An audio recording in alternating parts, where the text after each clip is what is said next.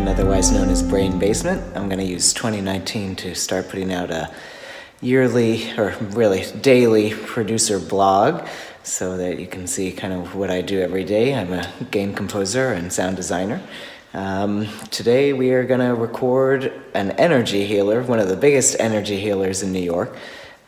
So once a year she comes over to my apartment and we record voice. So today's going to be a little bit about recording voice in an apartment in New York. So this is a little bit like Welcome to Hell. This is my storage space. I'm going to get a couple things out of here and I'll be back. All right, so I had to move this much stuff to get two things. Minimum price of entry part 1 if you're recording in an apartment. You can get good sounds from a mic, but you need one of these or something like it. This is a mud guard. It basically wraps around the back of the microphone and prevents reflections. And I also dug out a headphone extension. And now we're going to put everything back, and I will see you upstairs. Okay, mud guard installed with pop filter. This is all we use to get spoken word in an apartment. The microphone is going into this Lindo Audio Channel X. You can see I have this output desk and it's supposed to hold 500 series gear, but for whatever reason this case is a little curved on the top, so it has to lay on its side. So if you're recording in an apartment, in my opinion, minimum price of entry is to have some kind of mic preamp and some kind of compressor. This one has a mic pre, a compressor, and an EQ. You can see I don't have the EQ turned on. This is a Neve style compressor, so it's really fast even when I have the attacks up to slow. You can do a lot in the box, but nothing can really compensate for not having compression in front of the mic. So that's just my 2 cents. Getting ready? Yeah. All right, we're ready to record. Can't wait. Hi, my name is Alita St. James, and I'm so excited that you are here with me. Okay, so now let's talk a little bit about what you do when you have to compose a track behind some talking voice, and you have 3 hours to do it. So she finished her talking part about 1 o'clock, and I had to turn this in about 4 o'clock. So this is going to be some really basic arrangement kinds of stuff, because what do you do when you don't have time to really write a lot of notes? Luckily, you know, she's an energy healer, so this is some new age type of stuff. And what I conceived of it as is sort of like low, middle, and high in terms of the energy level. So we have some pads. We have a little bit of melodic fragments running around here. And then we have different layers of drums that we can use. So the way I thought is the more drums, the higher the level of the energy. So we have some pretty straightforward stuff that you can write in 3 hours when you've got to write 20 minutes of music.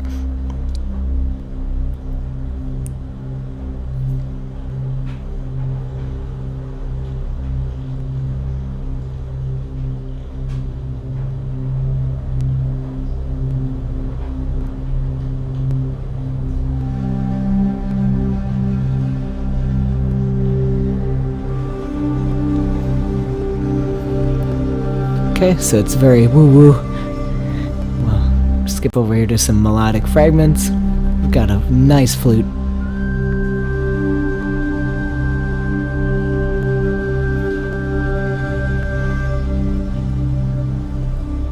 That's actually the Renaissance sound library. And then we get into some percussion.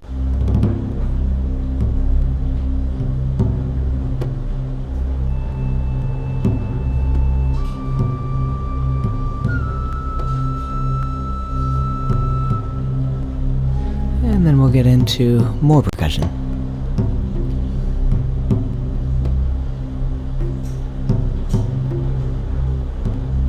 And even more.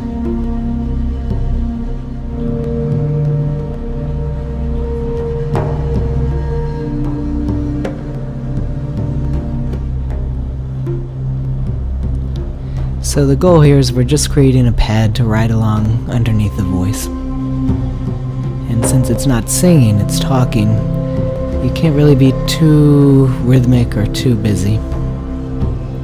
So we're just giving a pulse.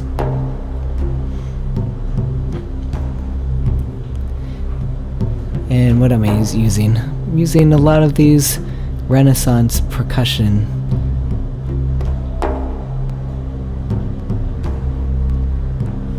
And if anybody wants to know what the sound library is, I can link it. Okay, so the way this went is she does a little bit of a talk, and then she does a little bit of a meditation here at the end. So we decided the music would change as we went into the meditation.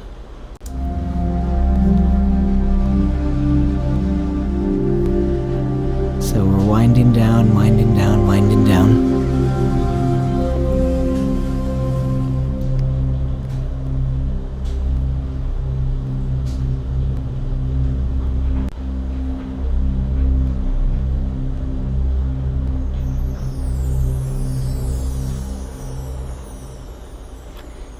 And then she gets to say, we begin the meditation. And I've got a nice little open fifth pad going, sort of hypnotically. And this was conceived in the same way where we have low, middle, and high levels of energy. So as she gets more intense, we bring in more percussion, more other stuff, some doubled pads. This is kind of the main pad running along.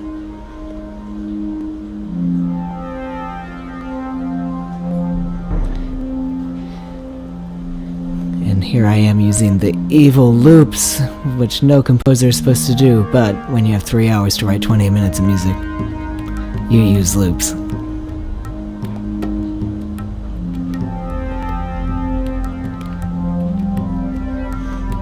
This is actually the tabla from Native Instruments. And I just found a pattern that would work for me. And then manually played in this other part.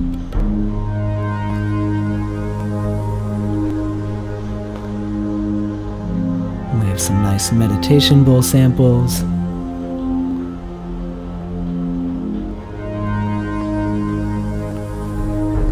Some ooh and ah kinds of samples, and then let's play some high energy parts.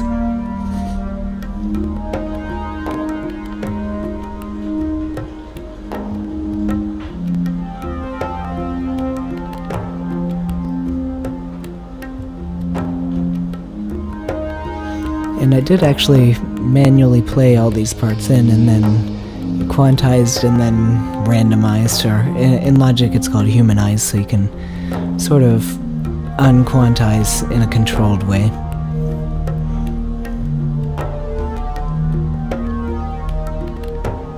So we have some nice meditation music here.